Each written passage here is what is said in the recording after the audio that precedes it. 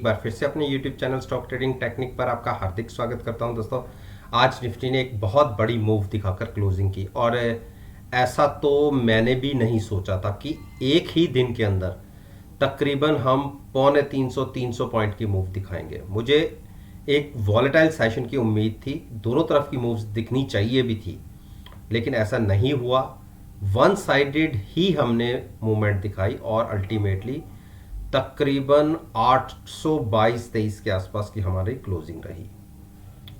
और मैंने पिछली वीडियो में क्या कहा था वो साथ साथ में मैं बताता रहूँगा। और किसी ने अगर मेरी पिछली वीडियो नहीं देखी, नीचे डिस्क्रिप्शन बॉक्स के अंदर लिंक है, आप उस वीडियो को देखकर एनालाइज कर सकते हैं। अब आता हूँ मैं अपने व्हाट्सएप ग्रुप की परफॉर्मेंस पे। देखिए, आज हमने तकरीबन 4 ट्रेड लिए और टोटल हमने 6 ट्रेड क्लोज किए और आज के सारे ट्रेड हमने क्लोज कर दिए और 2 ट्रेड पीछे के भी क्लोज किए हैं। और जो मेरा आज का प्रॉफिट रहा वो टोटल रहा, नेट प्रॉफिट रहा 25,470 के आसपास का। मैंने HDFC बैंक के अंदर आज लॉन्ग साइड पर ट्रेड लिया, जिसको अच्छे प्रॉफिट के साथ तकरीबन 7300 रुपये प्रॉफिट के साथ क्लोज किया। सिप्ला के अंदर शॉर्ट करके ट्रेड लिया, उसमें भी मेरे को 3300 के आसपास का प्रॉफिट रहा। बजाज ऑटो को लॉन्ग करके ट्रेड किया, उसमें 37 पॉइंट्स का प्रॉफिट रहा। अगर अमाउंट वाइज बात करें तो 9250 का। मैकडोवल को मुझे मैकडोवल आज के दिन में ऐसा लग रहा था कि एक बड़ा ब्रेकआउट दे सकता है। मैंने 791 पर बाय किया और ब्रेकआउट हुआ भी, लेकिन जैसे ही उसने मूव पकड़ी मैं 800 पर एग्जिट कर गया, केवल 9 साढ़े 9 रुपीज़ लेकर। जबकि इंट्राडे के अंदर उसने 64 रुपये कल की क्लोजिंग से ऊपर भी ट्रेडिंग की।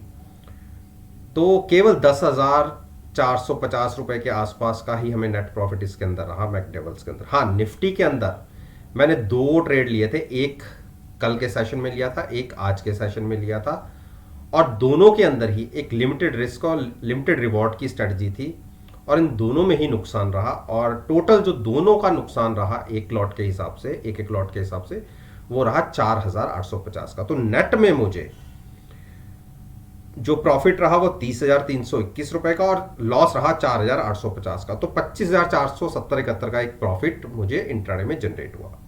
अब जो लोग मेरी इस वीडियो में पहली बार देख रहे हैं और ड्यूरिंग द मार्केट मेरे को एनालाइज करना चाहते हैं, तो उनके लिए मैंने 6 दिन के लिए, ये 6 या 7 दिन के लिए मैंने अपनी जो ग्रुप के अंदर एंट्री बिल्कुल फ्री रखी है। आप मुझे जज कीजिए, एनालाइज कीजिए, उसके बाद आपका मन हो तो मेरे साथ कंटिन्यू कीजिएगा, अदरवाइज आप खुद एग्जिट हो सकते हैं। मेरे साथ जुड़ने का तरीका है, आप मेरी नीचे ईमेल आईडी पर अपना कॉन्टैक्ट नंबर मुझे फॉरवर्ड कीजिए, मैं खुद आपको उसके अंदर ऐड कर लूँगा। तो अब आते हैं हम कल की पॉसिबिलिटीज़ के ऊपर। जो 24 सितंबर का सेशन होगा और इस हफ्ते का आखिरी सेशन होगा, उसमें कैसी पॉसिबिलिटीज़ दिख सकती हैं निफ्टी में और बैंक निफ्टी और कुछ फाइनेंशियल सेक्टर्स के स्टॉक्स के अंदर। तो जैसा कि आप निफ्टी के अंदर इस टाइम देख रहे हैं, जब मैं तकरीबन शाम को 8 बजे वीडियो रिकॉर्ड कर रहा हूं, निफ्टी ट्रेड हो रही है 17,842 पर। ये SGX निफ्टी की बात कर रहा हूं और हम जहां क्लोज हुए हैं उसी के आसपास मान लीजिए 10 से 15 रुपए ऊपर। तो यहां से क्या पॉसिबिलिटी बनती है? देखिए, आपको पता है कि मैं इसमें शॉर्ट ही चला रहा था और हाँ, मुझे जो मैंने हैजिंग रखी हुई थी उसका प्रॉफिट तो मिल गया, लेकिन उससे ज़्यादा फ्यूचर्स के अंदर लॉस आ रहा है। तो अब मुझे मजबूरीवश ही सही, लेकिन कॉल मुझे ऊपर शिफ्ट करनी पड़ी है 800 पर और मैं अपनी शॉर्ट की पोजीशन कंटिन्यू रखूँगा। और देखिए, no doubt momentum bullish side पर है और एक बड़ी बड़ी कैंडल्स पिछले 3 दिन से बन रही है। जिसको लॉन्ग जाना है, जब तक स्टॉक 17,775 के ऊपर है या 770 के ऊपर है, आप लॉन्ग में रह सकते हैं। उसके बाद भी ऐसा नहीं है कि बहुत बड़ी गिरावट की संभावना है। 17,560-65 पर एक सपोर्ट है, उसके बाद 17,400 की सपोर्ट है। तो अगर 300-400 पॉइंट नीचे की बात करूं तो 2 सपोर्ट बड़ी बड़ी हैं। तो आप 17,775 आप स्टॉप लॉस मान लीजिए, जहां वहां की पुट के हिसाब से पुट बाय करके फ्यूचर्स को लॉन्ग कर सकते हैं। तो ये एक ट्रेड लिया जा सकता है जो लॉन्ग साइड पर लेना चाहते हैं। लेकिन मेरी एडवाइस होगी कि बहुत ऊपर हम ट्रेड कर रहे हैं, अगर कोई गिरावट आती है, मैं पॉसिबिलिटीज़ की बात कर रहा हूं केवल, अगर गिरावट आती है, स्टॉक आपको 17,500 के आसपास निफ्टी मिलती है, तो वहां पर भी आप लॉन्ग कर सकते हैं। बाकी यहां से भी आप हैजिंग के साथ पोजीशन ले जा सकते हैं। बैंक निफ्टी, देखिए बैंक निफ्टी में मैंने क्या कहा था, मुझे जो कल के हिसाब से मैंने ये कहा था कि अगर आपको ट्रेडिंग 37,250 या 150 के ऊपर मिलती है, तो मैंने इतनी बड़ी मूवमेंट की प्रेडिक्ट नहीं की थी। मैंने 250 से 300 पॉइंट की बात करी थी कि हम 37,500 550 तक जा सकते हैं, और हमारी क्लोजिंग मिली है बिल्कुल हायर साइड की 37,900 के आसपास की। तो अब यहां से आपको क्या करना है, देखिए अभी हम ओवरबॉट तो है नहीं, तो बिल्कुल बैंक निफ्टी को भी आप लॉन्ग करके ले जा सकते हैं। देखिए जब इतनी बड़ी मूव आती है तो जो इम्प्लाइड वॉलिडिटी होती है स्ट्राइक्स की बहुत ज़्यादा होती है, उसकी वजह से प्रीमियम्स भी बहुत ज़्यादा हो जाते हैं। तो अगर थोड़ा सा एक्स्ट्रा रिस्क ले सकते हैं, देखिए अगर आप यहीं पर हैजिंग रखेंगे तो प्रीमियम पे करना पड़ेगा, और अगर 200 पॉइंट नीचे रखेंगे तो प्रीमियम वहां भी पे करना है, लेकिन प्रीमियम थोड़ा सा कम पे करना है। लेकिन 200 पॉइंट का एक गैप रह जाता है जिसकी नुकसान की पॉसिबिलिटी रहती है, ये एक्स्ट्रा रिस्क है, क्योंकि मोमेंटम अभी है तेज। तो अगर थोड़ा सा आउट ऑफ द मनी, क्योंकि फ्राइडे वाले दिन आप आउट ऑफ द मनी में ट्रेड कर सकते हैं, आउट ऑफ द मनी केवल 1-1.5% से ज्यादा नहीं होनी चाहिए। ये बैंक निफ्टी का इंडेक्स है, केवल 1%। आप देखिए 37,800 का इंडेक्स के हिसाब से 400 पॉइंट ऊपर की बात करता हूं, अगर 400 पॉइंट ऊपर की कोई कॉल बाय करके भी ट्रेड करना चाहता है तो बिल्कुल कर सकता है, लेकिन स्टॉप लॉस या एग्जिट पॉइंट आपको पता होनी चाहिए कि कितना मुझे अपने प्रीमियम का लॉस बियर कर सकता हूं मैं, उस तरीके से तो आप लॉन्ग ले जा सकते हैं। और मैं अगर मेरी अपनी बात करेंगे तो मैं यहां पर 37,300 की पुट सेल करना ज्यादा पसंद करूंगा। हाँ, मानता हूं कि मिनिमम प्रॉफिट होगा, लेकिन रिस्क भी यहां से तकरीबन 500 पॉइंट बाद शुरू होगा मेरा, और आपको 36,000 37,000 पर एक अच्छी बड़ी स्पोर्ट है।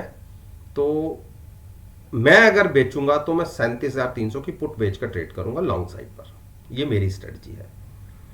और अब बात करते हैं रिलायंस की। रिलायंस ने 1 2 3 4 चौथे दिन लगातार मूव दिखा दी, और जबकि गिरावट में मान के चल रहा था कि गिरावट आए और ये स्टॉक हमें 2360 के आसपास मिले या 2350 के पास मिले, ऐसा हुआ नहीं। और निफ्टी को ऊपर खींचने में इसका भी बहुत बड़ा योगदान था। आप देखिए 53 पॉइंट के आसपास की मूव दिखी है, तो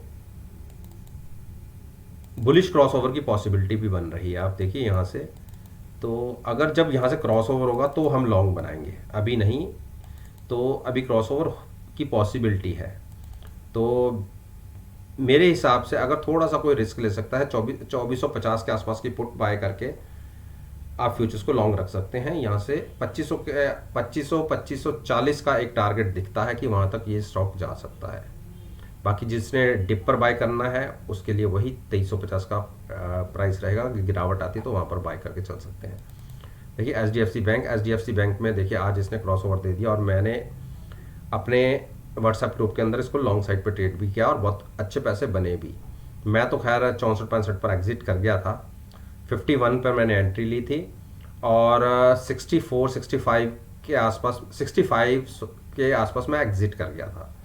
तो क्लोजिंग बहुत अच्छी आई है। अभी भी किसी को यहाँ से अगर कैरी करना है और नज़रिया थोड़ा सा लंबा है तो बिल्कुल आप यहाँ से भी बाय कर सकते हैं। 1570 के आसपास पुट बाय करके फ्यूचर्स को लॉन्ग रख सकते हैं। इमीडिएट टारगेट 1600 का होगा। इंडस बैंक में थोड़ा सा अवॉइड कीजिए, इसको गिरावट पे बाय करेंगे। हाईली ओवरबॉट है, हाईली ओवरबॉट तो नहीं है खैर, सॉरी, लेकिन मुझे 1200 के आसपास इसमें एक रेजिस्टेंस दिखती है। तो क्योंकि हम बहुत ऊपर खड़े हैं, अगर गिरावट में मिले तो ज़्यादा अच्छा रहेगा। वो प्राइस रहेगा तकरीबन 1060 के आसपास मिले तो आप लॉन्ग कीजिए। एचडीएफसी ने नीचे के लेवल से एक अच्छी शानदार रिकवरी दिखाई, जबकि मेरा ये मानना था कि एक बार हम 2700 तक जा सकते हैं, लेकिन नहीं गए, उससे पहले ही पलट के, और क्लोजिंग हायर साइड पर अच्छी क्लोजिंग मिली और वॉल्यूम्स भी बहुत ज़्यादा है। तो अभी एक दिन और देख लीजिए, अगर फिर से हम 2800 के ऊपर क्लोजिंग देते हैं तो आप लॉन्ग कीजिएगा हैजिंग के साथ। एक दिन अपने आप को और दे लीजिए, इसको देखने के लिए केवल, क्योंकि आज सारी मार्केटें जब अच्छा रुख दिखाया है, तेजी का रुख दिखाया है, तो उसकी वजह से ये भी नीचे से लेवल से एक अच्छी इसने रिकवरी दिखाई है। तो इसलिए मैं कह रहा हूँ थोड़ा सा वेट कर लीजिए, एक कैंडल पर ट्रस्ट मत कीजिए, एक कैंडल और अगर ऐसे ही 2800 के ऊपर रहती है तो आप फिर लॉन्ग साइड पर पोजीशन ले सकते हैं। कोटक महिंद्रा बैंक ने एक अच्छी बड़ी क्लोजिंग आज भी दिखा दी, जबकि एक बार 2000 के नीचे जरूर आया था, लेकिन हमारी पोजीशन शॉर्ट साइड पर बनी हुई है, कॉल हमने ऊपर शिफ्ट की हुई है, हम तो है ट्रैप्ड।